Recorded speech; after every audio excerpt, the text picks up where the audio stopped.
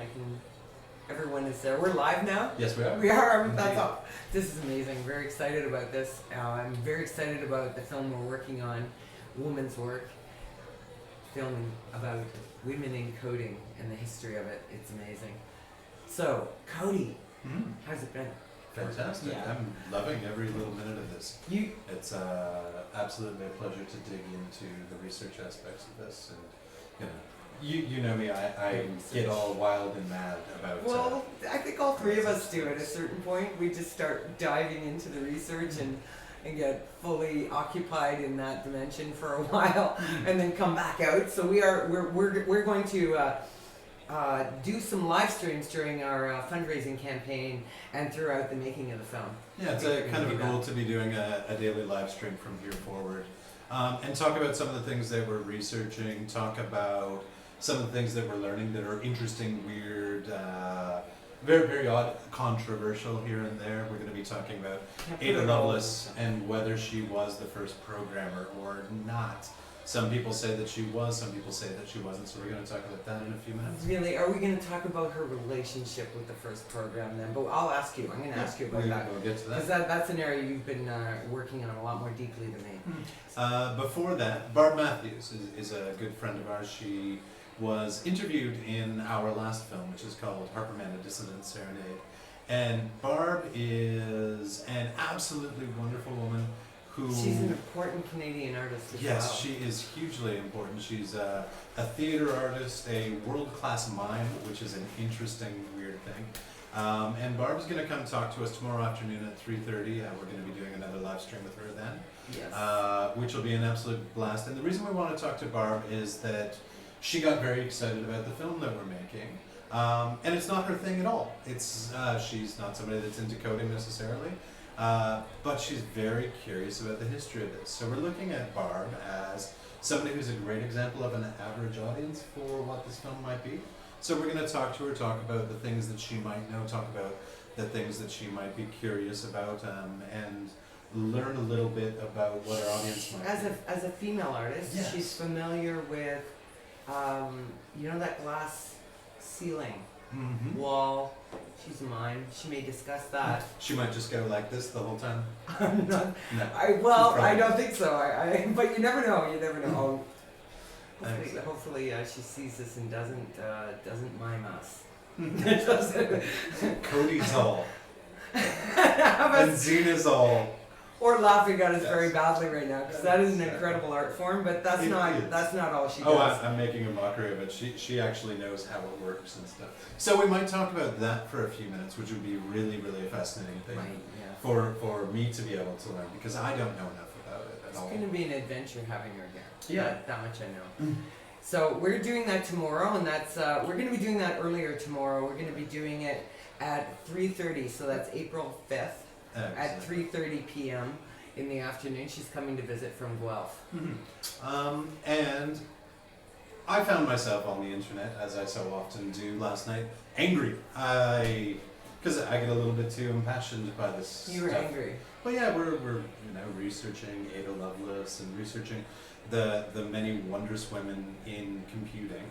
And I found myself in a situation where I was reading a fellow's really, really well-reasoned objections to considering Ada Lovelace to be the first programmer. And basically he said, well, Ada Lovelace, she wrote an algorithm, which is fine. Other people had written algorithms before, is this fellow's argument. For the difference engine. Yeah. Well, here's the thing. So Ada Lovelace, we're going to break down some misconceptions. Okay. We all have this, there's a really neat cartoon of Ada Lovelace and Charles Babbage fighting crime in London through the use of their magically invented computer, which is this awesome thing. I've never seen it. I will show it to you later. Okay. It's amazing. It's a really, really wonderful thing, and we'll probably tweet it out later if anybody's curious about it. There's a really great book just full of these stories. Lady Ada Lovelace. Lady Ada Lovelace. I want to make sure she has a title. Yes. Anyway, Lady Ada Lovelace, and Charles Babbage didn't hang out. They met, I believe, when she was a young woman, and she was never not a young woman. Sadly, she died very young. Oh, so, okay. She was always a young woman. yes, this fellow Charles Babbage worked on designing, but not building, the difference engine, which is a machine to do equation and mathematical tables. And the British government was quite keen on it. They gave him £17,000, and they came out of the deal feeling I very wonder how ripped much off. that is in our time. Ridiculous amounts of money. Yeah, like millions Charles of dollars. Babbage was. He never built it. So the government's interest was in getting these tables of computations figured out. Okay. They didn't care about this computer thing that he was building. They didn't understand. But he cared about the computer. He never gave them any results. And basically what happened is, here's where things get fishy. People say that Charles Babbage asked Lady Ada Lovelace, because they were great friends hanging out all the time, whether to look at an Italian translation of a lecture that he gave Yes. and translate it back into English for him. Yes. It wasn't Charles Babbage that asked that, first of all. It was another fellow I was aware of that. who yes. was curious about this, asked Lady Ada Lovelace, who was like, here's this Italian version of this stuff. You know the math, unlike, so many of us. You know the math, I don't. Lady Ada Lovelace knew the math. So she was going through, and she was a little bit familiar with the Babbage Project.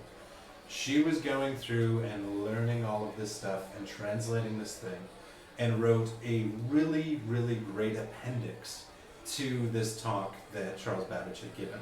And this is where the importance comes in. So, yes, she did write an algorithm, but what it was is specifically an algorithm designed to be run on a machine. And that's a big difference from just an algorithm. She wrote an algorithm to compute Bernoulli numbers on a specific iteration of Charles Babbage's machine that didn't exist and hadn't So she was existed in taking Babbage's his time. math and his machine further. Just Exactly. like playing with it. Yep. So he had designed, and I don't want to Wait, say it was just a calculator. You told me once it was to help describe it as well. Exactly. And took it further.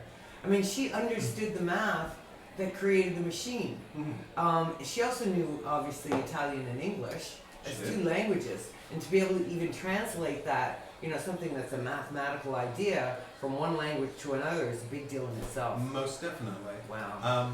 So what she's done in this appendix is not only has she done this sequence of the Bernoulli numbers and figured out how to calculate them, she's actually taken Charles Babbage's difference engine and proposed that it is done in a different way.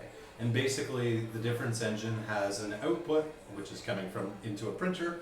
Instead of to the printer, she wants to take this output, loop it back into the beginning of the difference engine, so that it can do a calculation upon a calculation.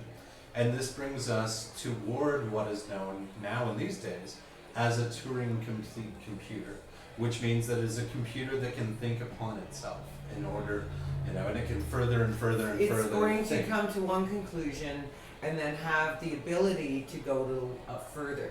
Which is Exactly. really wild, because there are two of these machines that I know of. So that there you are can- in that you can go existence, look yes. They weren't built in his time? They weren't. So Babbage I don't want to say he failed because he did a wonderful thing.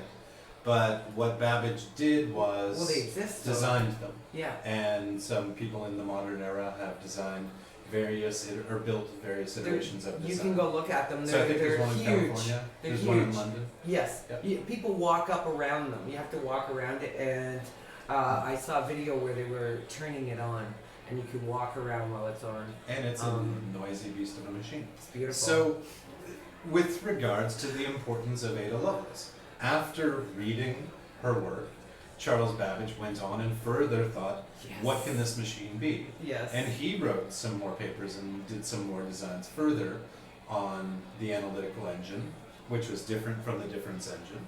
So he's working now on a completely different tack for his machine. And these designs didn't disappear, these thoughts didn't disappear. But they were considered by many people all over the of that years. kind of took the backwater, kind of Well, disappeared. nobody built a computer for 100 years after that, right? Until, in the early 40s, Alan Turing, people like Charles Mauchly, who invented the ENIAC machine, these people started looking at Babbage's designs that were inspired by Ada's thoughts on what they And could we're be. not going to get into that yet, because we're not going to Exactly. talk It's a whole about other it today, thing. but we're going to tell you that women were there. Exactly. when we're there, And and I we'll think- get into that. Yeah, I think the really important thing is that in a very absolute technical sense, Ada Lovelace didn't have a computer. She didn't program a computer. No. So if you No. want to talk about who did But the that, first computers sat down and wrote down the equations. for sure. So, and then the women at the ENIAC were the first women who programmed as a group and designed how programming functions on a But machine. Ada did. But Ada did write an algorithm, which is basically a program.